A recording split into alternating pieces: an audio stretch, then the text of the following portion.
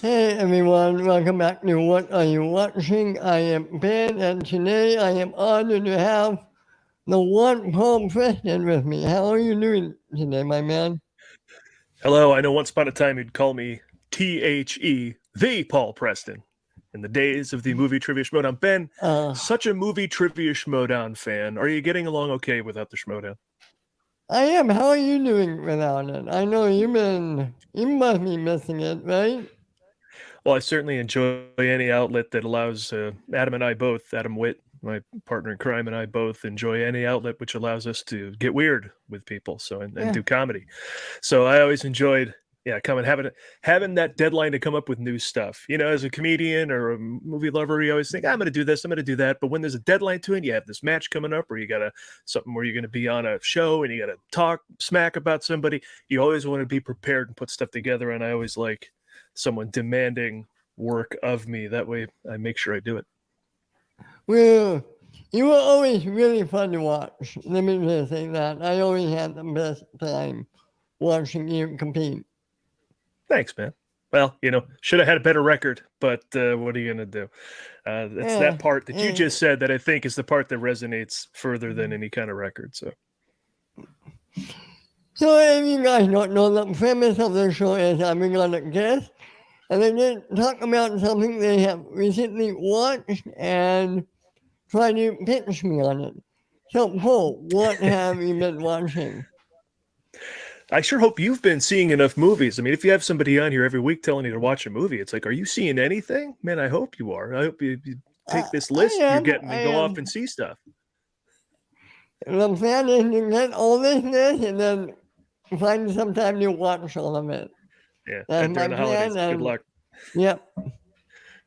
All right, well, So listen, what the have you movie, one of the top 10 movies of the year that you have to see is Martin McDonagh's The Banshees of Inisherin. Now, he loves to do this with his titles.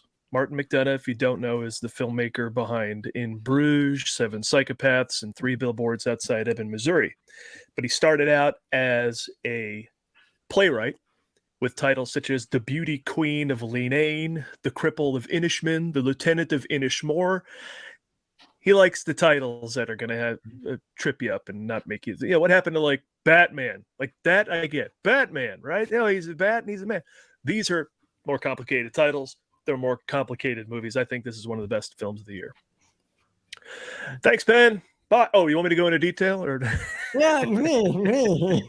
Yeah, well, sounds like a good idea. Funny Well, man. Well, you got to prep yourself with Martin McDonagh. Okay, so he is a very, very specific writer, and he's got an Oscar for a short film he made called Six Shooter, I believe, which I just found out in actually preparing to talk about this movie with you. So now that's on my list of things to see. I got to go see Oh this wow. movie, Six Shooter, because who knew? He's such a good writer and filmmaker. I didn't know that he started out on such a high note. But you always wonder when people who have like a penchant for the theater can translate Yeah. into film. It happens sometimes. Your John Patrick Shanleys or Sam Mendes, of course, who directed American Beauty, and Empire of Light is coming out soon, and 1917, Road to Perdition, one of our best directors, Skyfall. Oh, But the he best. started out, the first time I ever heard him was on stage. And I'm like, can he take what he does on stage and make cinema? So Oh, Martin that's McDonagh interesting. turns up. I didn't know Sam came from Broadway or the stage. That's interesting. Yeah, a lot of stage in England and then a lot of stage on Broadway as well. I think he was popular for one of those remounts at the old Studio 54 space in New York of Cabaret. I want to say Oh he wow. mounted that. But yeah, that's kind of where he came from. And then he started making films. You're like, how do these guys manage to excel in both mediums? It's just really impressive when they do that. And I think Martin McDonagh is certainly one of those guys. And it's time to start talking about him the way you would talk about other directors who have a nearly perfect record of filmmaking. Arguably Tarantino, arguably Alexander Payne, certainly Damien Chazelle, who directed, if you don't know, First Man, La La Land, and Whiplash. All his movies do is win Oscars, so I can't wait to see Babylon. But Martin McDonagh is the same way. Like, the guy hasn't made a bad film. In Bruges, you like In Bruges, Ben? I never seen it, but I will say I love Three Billboards. Yeah. I love that movie. That is a great movie. Yeah. Yeah. And so throw in Seven Psychopaths, and you've got 3, and now with the Banshees of Inisherin, 4 great films, and no like loser in the bunch. He didn't decide, I'm going to make a Tango and Cash sequel or something. No, he just kept with his vision of what he wants to do. And for me, any world where there's a director-driven film, that's the film I want to see. Exactly. Yep. Oh yeah, there aren't enough of them. So many directors attached to movies, or so many franchises out there. Here's a guy who has a movie he wants to make, like he can't live unless he makes it, and so to see that vision through, it always, to me, makes for a better film in the long run. So that's who's behind this. Are you going to go see Avatar for that same reason, James Cameron? Yes. I mean, it's the only thing I will lament, of course, is 13 years without a James Cameron film, and that's been like just a shame, because he's so good. But give him 13 years. If he doesn't knock my socks off, I mean, I'm going to wonder what's wrong with him. Because if you give that guy 13 years, he's going to come back and knock it so far out of the park, it's going to leave the city. I mean, I can't wait to see that movie. Talk about a director with no bad movies. I mean, take his personality out of it. He didn't have one bad movie in his repertoire, in my opinion. James Cameron, I should have mentioned him. Yeah. What are we looking at? Terminator, Aliens, Terminator 2, The Abyss, True Lies, Titanic, Avatar. Yeah.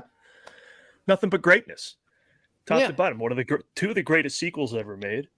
The 2 of the biggest moneymakers ever made.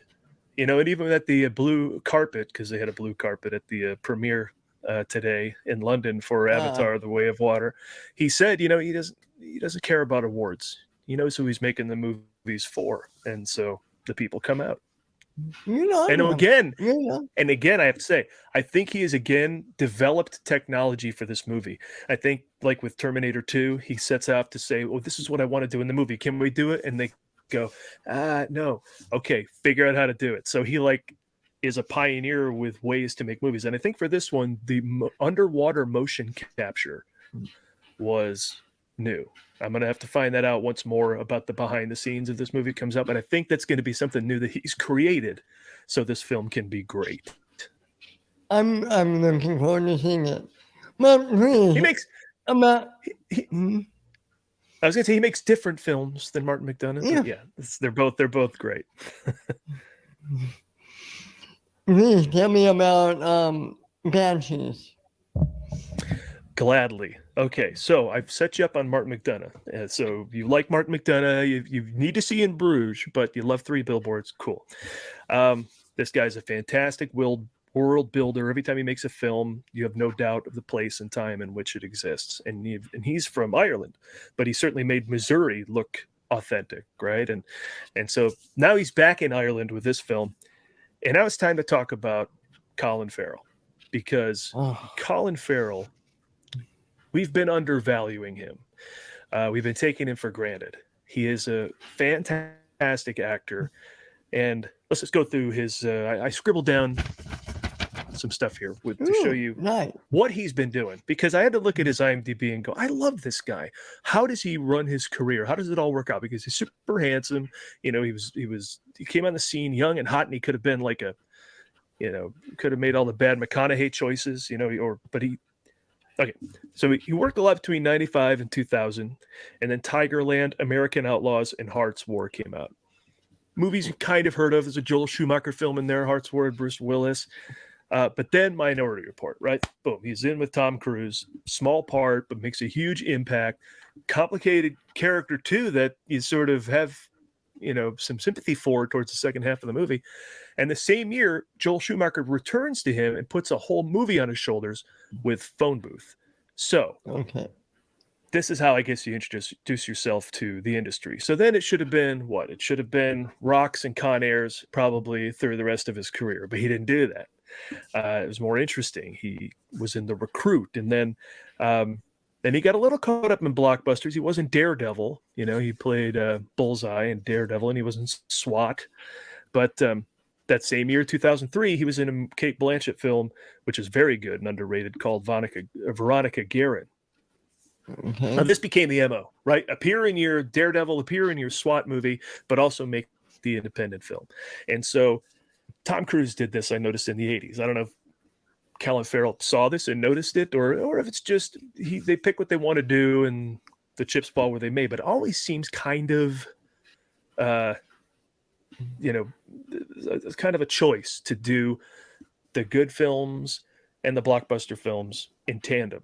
So Tom Cruise in the 80s did the same thing. He would shoot a big movie and couple it with some kind of prestige pick. You'll see director David Lowery doing this now. David Lowery made Ain't Them Bodies Saints. Then he made Pete's Dragon for Disney, the remake. And then he made A Ghost Story with Rooney Mara, like the most independent film he could possibly make. Well, now he's making, and The Green Knight, right? And now he's going to make the Peter Pan and Wendy movie for Disney. So I think hey, I'll make your big movie. Just allow me to make one that I want. And I think that really pays off in dividends. Nolan does that too, right? I mean, look at Nolan's career. He did Batman and Inception, Batman and Interstellar. He did the same thing, right? Kind of, but what Nolan does, it's even one step beyond, I think, is he'll take the blockbuster and make it a Nolan film. You know what I mean? Like David Lowery's kind of just doing a movie for Disney, whereas Nolan will take the blockbuster. And that's why those, I think, have been the best Batman movies in the last 20 years. But so there's a point to that, sir. I'll make the Prestige. I'll do your Batman Begins, but let me make the Prestige.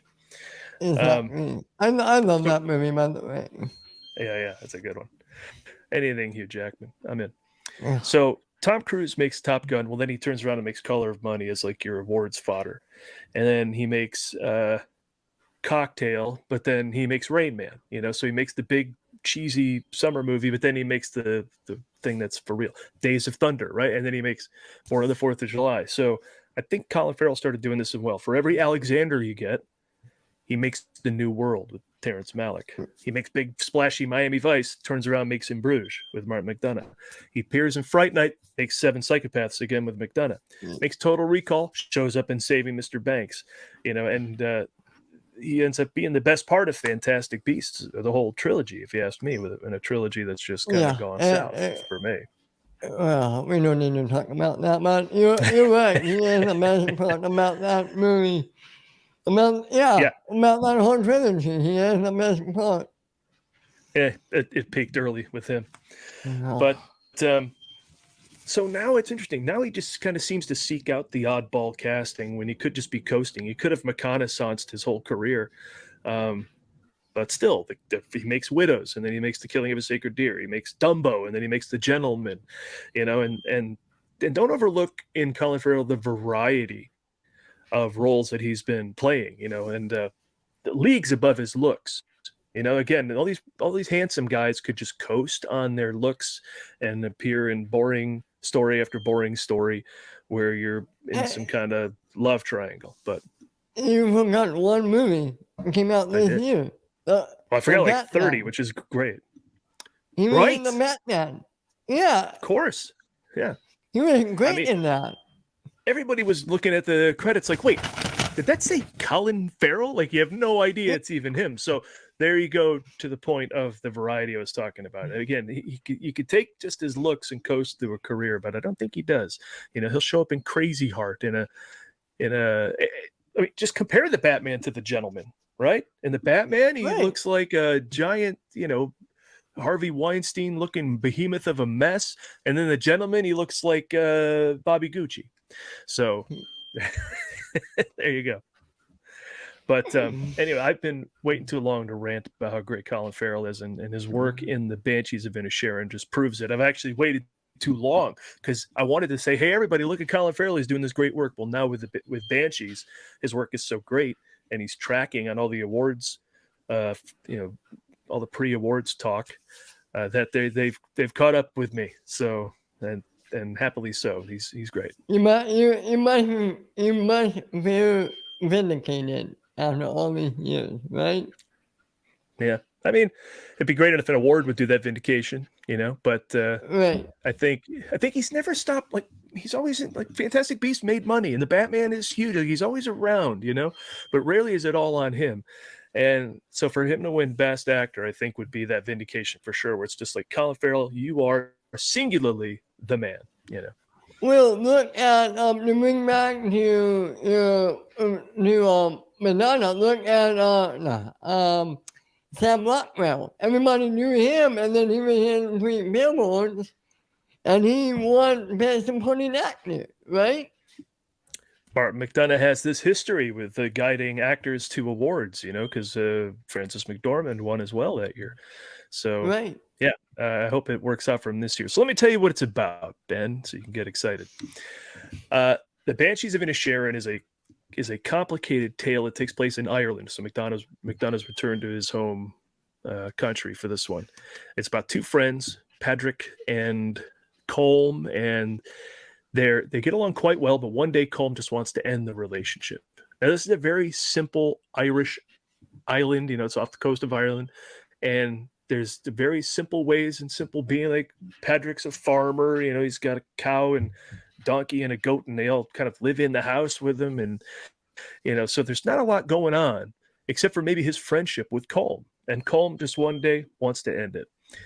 Colm sees the ticking clock of his life, and he wants to leave behind some kind of legacy. So he wants to focus on other things in his friendship with this Patrick guy, which just involves going to the pub and drinking every day.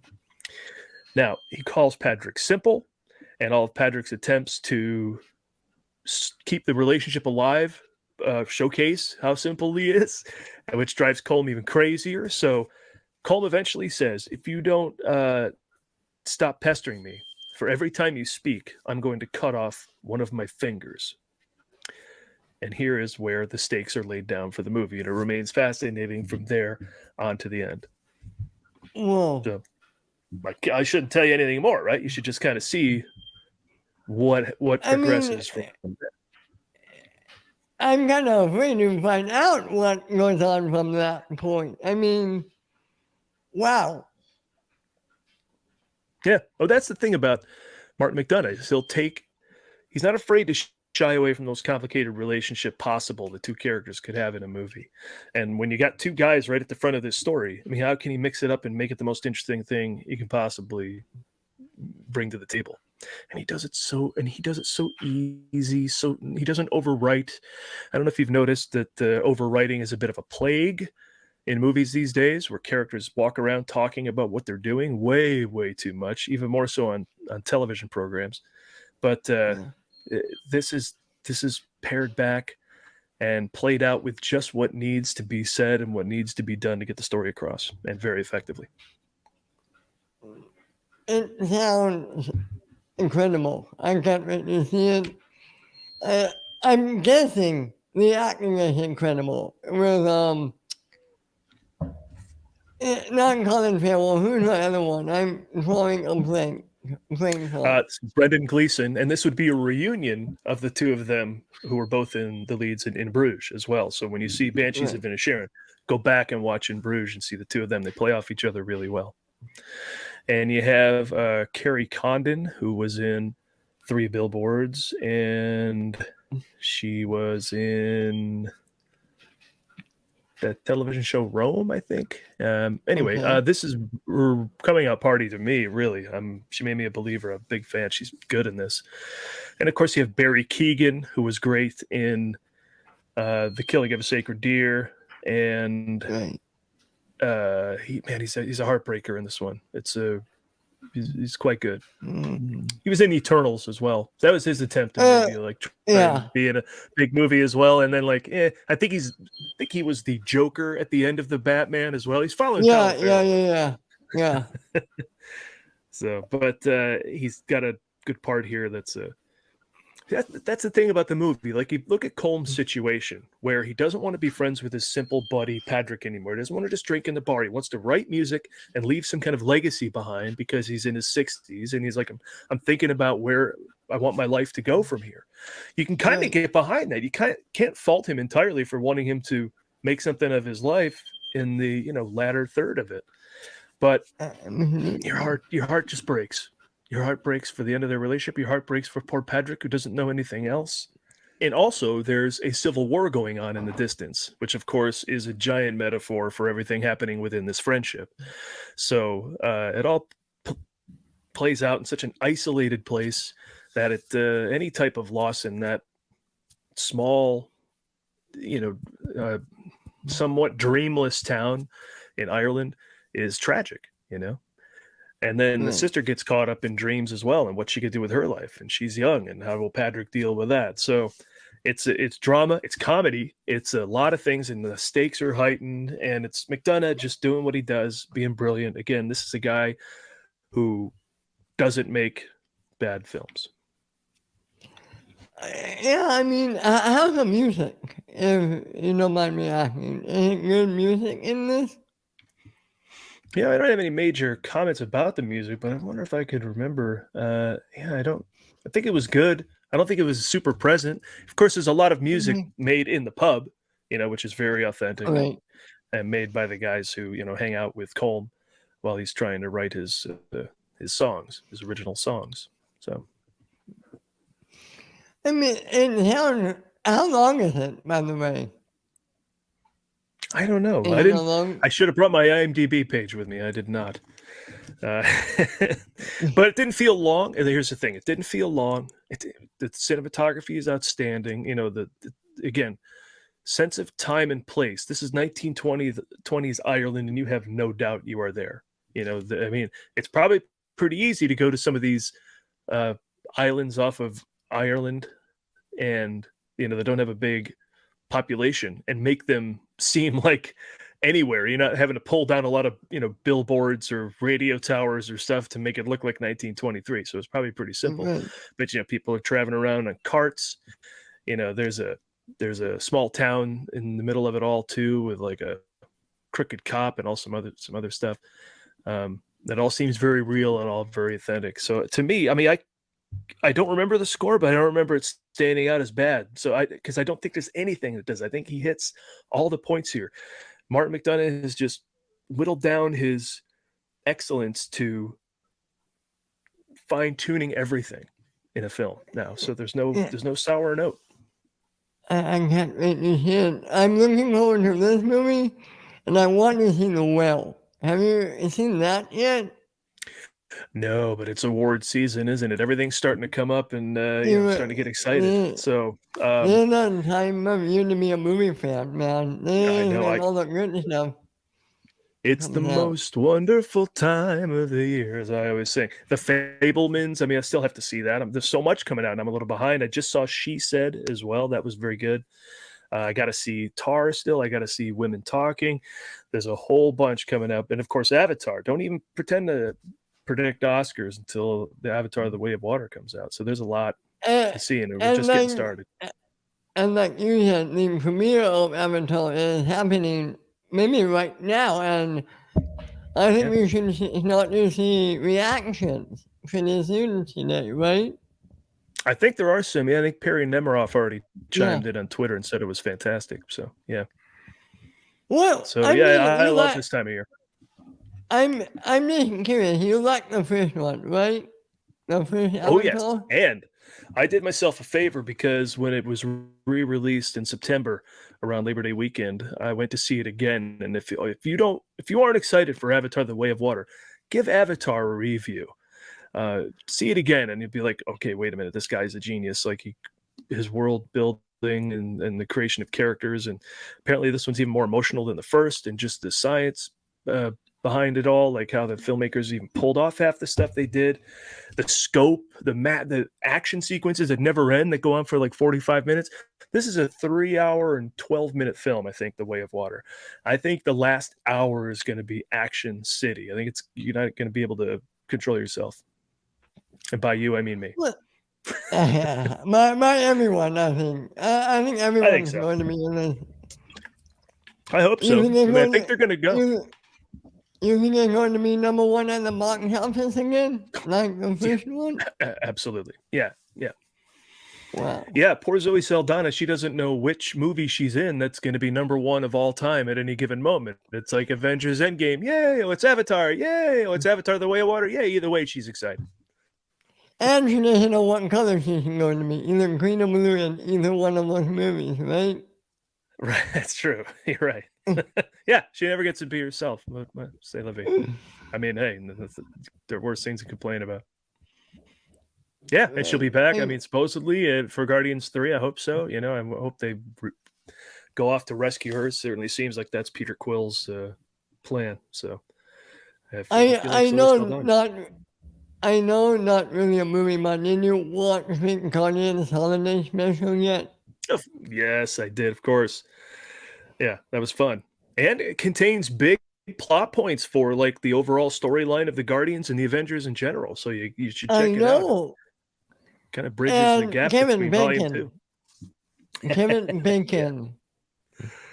Yeah. I think Kevin Bacon is one of the coolest actors in Hollywood. Yeah, I don't think there's anyone who goes, "Oh man, I don't like Kevin Bacon." No one says that. Right. You know what you never hear ever, Ben? "Oh, I don't like Kevin Bacon." You never hear that ever.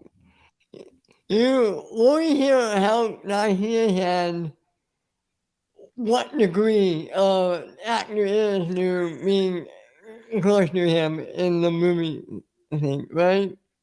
Well, everybody's 6 degrees, right? I figured it out once. I was in a movie called Project Viper, some like old sci-fi channel movie, like before they got really weird and made like, you know, Hippopota Dragon versus Death Skeeto or whatever their crazy movies were.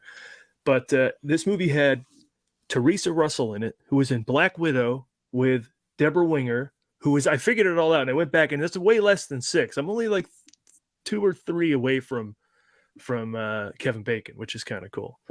Wow, that is really cool. Yeah. Everybody is like, that's amazing. So, what do you, I know they're kind of not on topic, but what do you think about Jimmy Kimmel hosting the Oscars again this year? We need a host. You know, I all this attempts to like, we don't need a host. We'll have different people introduce different. Nope, you need the host, and he's got to be hilarious, and he's got to. And how much did we need him last year when Will Smith went berserk and on a national stage? And we needed a guy to come out and just crack jokes and put salve on the wound, you know. And he's done it twice before, and every time I think he's hilarious. The pranks he plays with the time he sent the people out of the arena or out of the theater to go next door to a movie theater and deliver popcorn and everything. So you're being people just going to watch a movie are being delivered popcorn by Oscar winners and Oscar nominees. I thought that bit was hilarious. I like the deal is you have to make fun of yourself at the Oscars. That's what Will Smith completely deflated that night. That needs to be a thing, because if you don't make fun of yourself at the award show, then how pretentious do you look?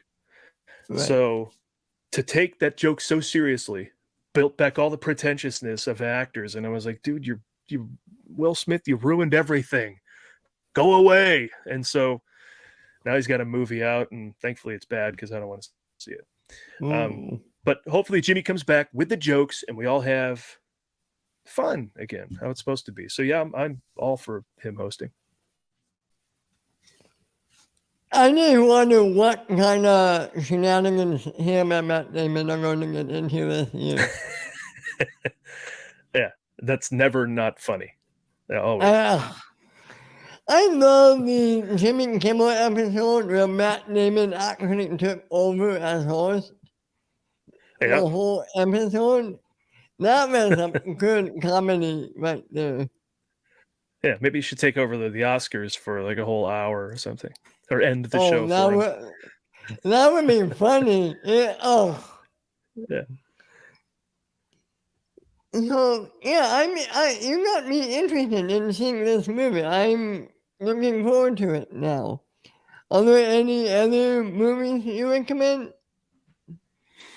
Yeah, I just mentioned She Said. I thought that was really good about the New York Times writers who took down Harvey Weinstein. To see just how they research and how they stand by their values and how they know just how the information has to be relayed to them in order for them to go forward with a story that is rock solid. You know what I mean? Like you hear something nowadays that's suppressed, right? Here's something, post it, or here's something, put it up. No. Right. These guys, of course, vet everything. They make sure they have all the ducks in a row before they post something. So when they took down Weinstein, it was great. And it's such a tragic story because Harvey Weinstein was such a good producer and so good for movies and such a champion of independent film. And all these different actors and actresses were like people he got behind. And we now have them in our general daily film going lives because of him. And he's a tremendous jerk. Like it's just like he's a criminal. He's a rapist and he's the worst. And so it's a tragic story, and of course everyone who's affected by it is also a tragic story. And to see the press do their job despite what Donald Trump says about them being the enemy of the people, here's another example where they're not. They are bad ass, and I loved watching these two women take Harvey Weinstein's ass down. It was great. And when you think about it, in the long scheme of things, it wasn't that long ago. What is it, 5 years? It's like 2017. The movie starts in 1992 in a very early sequence, but then jumps right to like 2016, I think, and plays out from there. And I think within a year, they had enough people on record to go forward. Wow, that. And now he's got a 23-year sentence, and good. Yeah, good on him. I mean, yeah. And the best part is they're bringing. Yeah. I mean, what can you say about him that hasn't already been said, right? Well, apparently more, because they're pulling him out of prison for a second trial. So, which is amazing. They're pulling him out of prison to go to a second trial. Maybe that would extend his sentence or have consecutive sentences, or who knows. But there's so many people who have been affected by him. I say affected, because it could be anything from harassment to full rape. Like he's a horrible person. So there's just one after the other of stories. And so if they all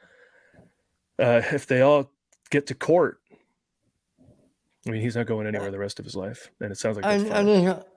I just hope they hold a look at him. Put him away, I don't let him out. You know what I mean? Sounds like the book's been thrown, and the book is the complete works of Shakespeare. It's a big book, so it's his ass, and that's fine by me. Look, Ben, I also recommend The Menu. See The Menu if you haven't. I want to see that. That's another one I want to see. It sounds like a good movie. Took a little bit for me to figure out just what was going on with that movie, because it's quite deep satire. But once I got the gist of what the film was doing, boy, it's a ride, and it says a lot about class structure, class difference, and it's really good, full of good actors. And so is She Said, actually, I should say. Carey Mulligan and Zoe Kazan are fantastic in that, and Catherine Ellie. Oh, I can't believe I forgot her name. Kathleen Ellie? Jennifer Ellie is great as one of the accusers of Weinstein. Really good. I think how about that movie Bones and All or something? I haven't rushed out to that, because Bones and All is a sort of heightened, crazy love story from Luca Guadagnino, and he made Call Me By Your Name and Suspiria. And I'm going to have to admit to being on the opposite side of the fence of a lot of people on those movies. I thought they were okay. I didn't necessarily love it. I didn't care much for Call Me By Your Name, which received all this acclaim, and I was like, man, it did not connect with me. Suspiria was a little better, but I still didn't love it as much as the original. So I'm not running out to see what his new movie is, but Timothée Chalamet is a fine actor, and apparently it's a very provocative movie, so I'll check it out, but I haven't seen that one yet. You see it, and I'll have you on my what are you watching show, and then you can tell me about it. Sounds good. Is there anything else, man? I mean, I'm trying to think. I've seen a lot of stuff. What did I just saw? Hang on. Oh, you know what? I actually have it written on my laptop, and then I can. No, I won't, because if I just make something up, I'd hate to miss a movie. Oh, yeah. I loved. I loved Weird, the Ali Yankovic story. yeah, I On the got to Roku see channel. that. It's I buried got on the to see Roku that. channel, but if you can watch it, unfortunately, it has commercials. That part isn't too enjoyable, but you do watch it for free. But boy, that's great, especially if you like Weird Al. Here's a guy who has dominated his genre so intensely for 40 years to where nobody else even does it. Like, he's the only guy who does what he does. And thankfully, he's very, very good at it. And so now he's taken all that craziness that he does in his music and put it into a biopic, which is essentially a spoof of biopics, Right. which is also just not even always a spoof as much as it's just completely insane. Like, everything that happens in it is it's just loony. Like, he has his torrid love affair with Madonna. Nope, never happened. And they're constantly going back to him talking about how he must do what he has to do with his life, which is create funny lyrics for music that's already been created by somebody else. And just when he always speaks out what it is that he actually does, and it sounds so ridiculous, the passion he has to do it is just hilarious. The whole movie is great and has a fantastic ending as well. He just seems like a good guy right now. Like, he never seems to be in any trouble or anything. He just seems Yeah, good. yeah. You know I what think I that's mean? why. I think that's half the reason he's been around for 40 plus years. Everybody likes him, and in the movie they talk about the Weird Al bump. Like, if he spoofs your song, it'll make money. So then, like, that's why Right. Madonna wants to go out with him, just so she can boost her sales because he spoofed her song. But I think that's a general thing though about Al, is if you're just generally likable, you can have a long career. See, Harvey Weinstein, it's not so hard, but Uh, how is two Daniel opposite sides of Radcliffe? the spectrum right there for sure. I know, no kidding. How is Daniel Radcliffe in that movie? Oh, well, first of all, the casting of completely ripped and shredded six-pack and muscles Daniel Radcliffe, he's jacked. It's a small frame, but he's jacked. Just having him play Weird Al at all is hilarious because, Weird Al is not built. He's a regular guy. And so Right. that right there is a joke. And Radcliffe is 100% up for the comedy, and he does a great job. All you got to do is kind of commit to the lunacy, and you'll do a great performance, and he totally does that. I like him as an actor. I'm glad he's been able to get a lot of these smaller movies made since Harry Potter. Yeah, I've talked to someone recently about this. We were talking about the Oscars and what other Oscars there should be. People are always lobbying for a stunt Oscar. There probably should be a stunt Oscar. There should also be a casting Oscar, casting director. Because think about the person who cast Harry Potter and the Sorcerer's Stone with those Oh. three leads, right? And just somehow they knew that was going to work. That's like magic. I don't know how you can predict that. Yeah, that is luck. That is luck, my friend. There's a lot That of is luck in there. luck. There's a lot of luck in there, but you can see kind of the seeds of what someone could be, or you can look and say, okay, their family is not in the picture, or they're drunk, or whatever. There's a lot of things you could see. So, it's going to be a great performance coupled with a strong base, of course. But I think, they picked the three best kids they possibly could have, I imagine, for those parts, and to see him succeed outside of Harry Potter, like you're talking about, I'm not surprised. I really wonder if he would ever do Harry Potter again, or if he's done. But I guess, no, one way or another, anytime, right? I mean, what do you think? Do you think he'll go back to Harry Potter at some point? What's happening next year, June 30th? Harrison Ford will be Indiana Jones. Never say never, Right. man. You never know. I don't know if you saw that trailer, but that movie looks amazing.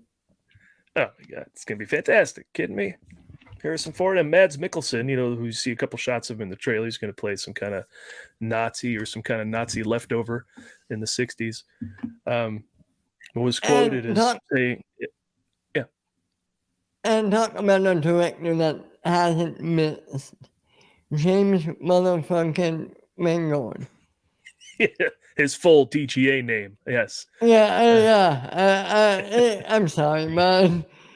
He's so damn good. He requires that on the posters now, so that'll be fun. No, Mads Mikkelsen said Harrison Ford is a beast in the gym, even at 78 or wherever he was when he shot this. He's 80 now. The guy commits and he's great. And there he is right there. I put him in my, there's a nice signed picture of Harry right there. Very cool. Cool. Adam and I are in love with him. But yes, as much as I love Spielberg, as I didn't much care for Crystal Skull, so I don't mind the change in leadership at the helm for this movie. And yes, James Mangold. What are we looking at? Heavy, Copland, 310 to Yuma, Night and Day, probably the most underrated action movie in the last 20 years. The Wolverine and Logan and Ford versus Ferrari. I mean, yeah, it's real. I mean, unless I'm forgetting something, that is Kate and Leopold, which I never saw. Did you see that? Me neither. Yeah. Okay, so we'll say he's perfect. We'll say he's perfect then. Yeah, we'll say he's perfect. Yeah. But yeah, when you have a movie like Logan, which is personally my favorite comic book movie, nothing else has come close to that for me. Ooh, you like them dark. Okay. I like them dark. I like them with meat. I like them with meat on the bones.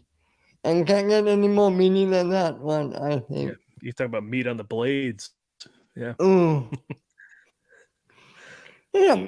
For me, that's a perfect movie and in my top 5 of all time. But that's me. No kidding. Wow. All right. Logan. But yeah, I'm really looking forward to Indy 5. Yeah, and such an intriguing title. What is the Dial of Destiny? How does that work? Is there going to be some sort of it'll be supernatural in some form, like the Grail and the Ark, but so I'm curious to see. Time travel, maybe.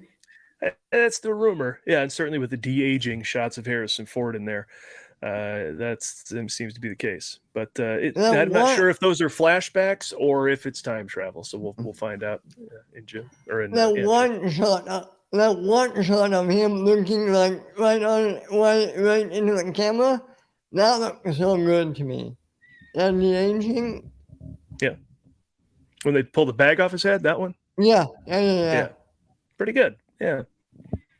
It's tough. De-aging annoyed the heck out of me in The Irishman, I'll be honest. But in Guardians of the Galaxy 2 or Tron Legacy, it didn't bother me so much. So I don't know. Maybe it depends on the movie around it being interesting. And then you won't notice, or be taken out of it. And the opening scene of the first act, man, Michael Douglas. Yeah. How great is it to see Michael Douglas? How great is it to see Douglas and Michelle Pfeiffer have the second act in Marvel? Two great actors for 40 plus years now. It's like, I'm so glad they're now still kicking ass in a Marvel in the MCU. That's cool.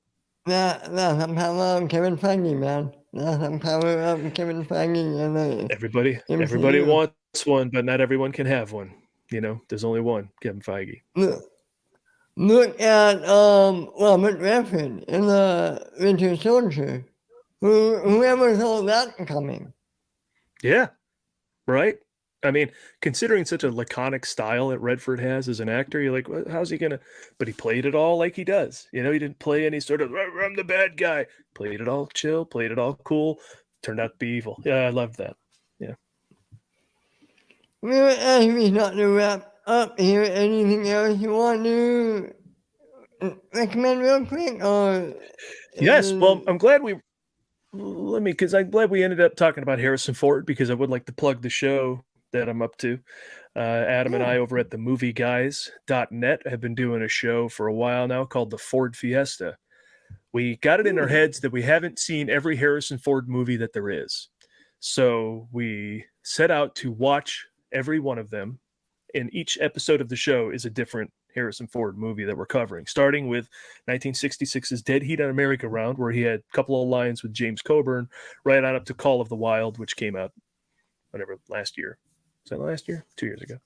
But we hope to get it done by the time Dial of Destiny comes out. We'll see. We're currently up to Witness. I don't think we're doing great in speeding through this, but these are my favorite thing that we're doing at the Movie Guys right now, because it shows a lot of the comedy writing we do when we write the recap of the plot. It's really funny. We had a lot of jokes in it, and then we have totally interesting facts about the movie. I go online and dig deep and research all sorts of cool stuff about the movie. So you're going to hear a lot about these films you haven't before. And then we have guests. We've had people you're familiar with, like William Bibiani and Ken Knapsack. And we just said we're going to drop the Return of the Jedi episode here.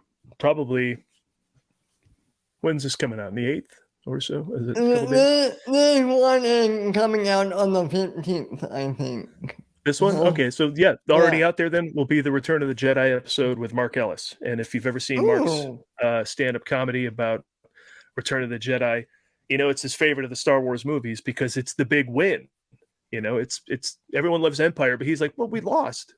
Jedi, we win. We finally won. For 6 hours we've been watching movies. So we have him on, and we have a great talk about that film. So I'm real proud of that show. I mean, we're doing a lot of stuff at the Movie Guys, but the Ford Fiesta is kind of my favorite thing right now in terms of podcasting and online shows. And every Monday at 3:00, check our social. We usually stream. Sometimes it's a different time on Monday, but most of the time, every Monday we stream and we kick around the show kind of live like this in a stream. And then we edit it together. And by the time the show comes out, it's a super polished show. We like to pride ourselves on production. We have sound effects and clips and things that we play. And it's a whole big hodgepodge of writing and comedy and production and guests and all that. But we goof around a little bit on the Monday show and test a lot of stuff on everybody and see how it plays. And so that's fun for a hangout as well. So the Ford Fiesta, and then the Ford Fiesta Live every Monday.